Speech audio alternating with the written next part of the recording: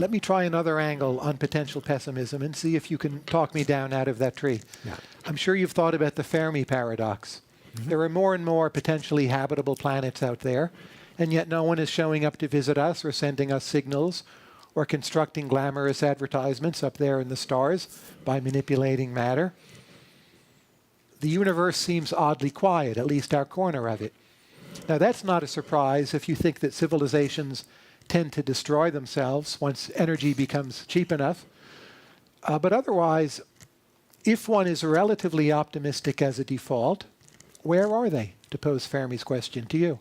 Yeah, I don't think there's a natural arc toward destruction of civilizations, and in fact, one could make the argument that it goes the other direction. That as you become more advanced, civilizations develop mechanisms that make conflict less likely, which I think is the trajectory we have gone on so far. Again, I'm not willing to prophesy that it'll continue.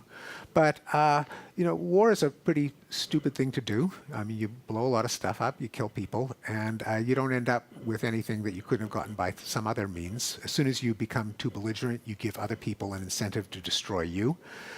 That may not be avoidable in Hobbesian anarchy, but if you can have some kind of system, either of world government or of a functional equivalent like international norms and the United Nations and a set of expectations, then everyone can live a lot better if you aren't all living by the sword.